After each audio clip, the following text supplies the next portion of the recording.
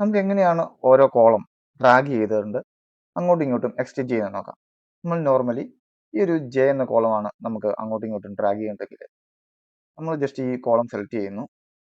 എന്നിട്ട് മൗസിൻ്റെ കേഴ്സർ ഇങ്ങനെ ആകുമ്പോൾ നമ്മൾ ജസ്റ്റ് ഇങ്ങോട്ട് ഡ്രാഗ് ചെയ്ത് മാറ്റി നോക്കുമ്പോൾ ശരിക്കും ഈ ഒരു കോളം റീപ്ലേസ് ആവുകയാണ് ചെയ്തത്.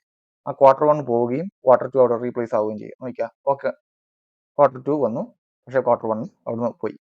അപ്പോൾ ശരിക്കുമുള്ള മെത്തേഡ് എന്ന് വെച്ചാൽ നമ്മൾ ഈ ഒരു കോളം സെലക്ട് ചെയ്യുക, ഇതിൻ്റെ കൂടെ നമ്മൾ ഷിഫ്റ്റ് കീ ഹോൾഡ് ചെയ്ത് പിടിക്കുക, എന്നിട്ട് നമുക്ക് ജസ്റ്റ് ഡ്രാഗ് ചെയ്ത് നോക്കാം. ക്വാർട്ടർ 2 ഇവിടെയും ക്വാർട്ടർ 1 ഇങ്ങോട്ടും മാറുകയും ചെയ്തിട്ടുണ്ട്. അപ്പം ഷിഫ്റ്റ് കീ ഹോൾഡ് ചെയ്തുകൊണ്ട് വേണം നമുക്ക് അങ്ങോട്ടും ഇങ്ങോട്ടും ഡ്രാഗ് ചെയ്യുകയാണെങ്കിൽ നമുക്ക് ആ ഒരു കോളം ഡിലീറ്റ് ആയി പോകാതെ അല്ലെങ്കിൽ റീപ്ലേസ് ആകാതെ നമുക്ക് അങ്ങോട്ടും ഇങ്ങോട്ടും വേണ്ട രീതിയിൽ ഡ്രാഗ് ചെയ്ത് റീഅറേഞ്ച് ചെയ്യും. ഓക്കെ.